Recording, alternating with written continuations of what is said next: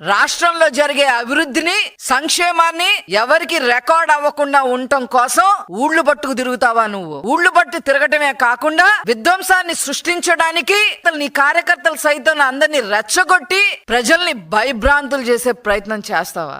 ఆ వీడియోలన్నీ ఈ రోజు ప్రజలకి తెలిసేలాగా ఆ వీడియోని కూడా ఈ రోజు నేను డిస్ప్లే చేయబోతున్నా. బీసీల గురించి మాట్లాడే హక్కు అసలు వైసీపీ పార్టీకి ఉందా?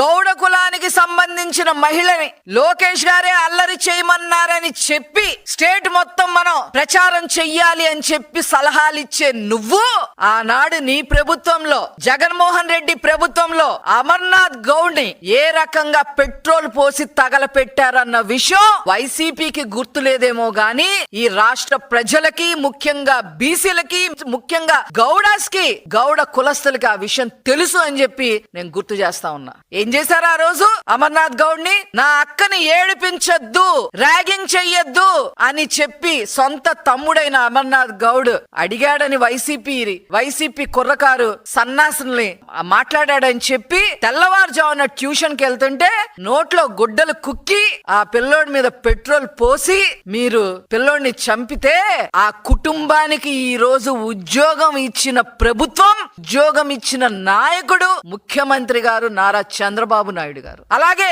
గౌడ కులస్తురాలైన గౌతు లచ్చన్న గారి మనమరాలు గౌతు శిరీషాని అక్రమ కేసులు బనాయించి తప్పుడు కేసులు కట్టడమే కాకుండా అక్రమ సంబంధాలు కూడా అంటగట్టి నైతికంగా గౌతు శిరీష గారిని ఏ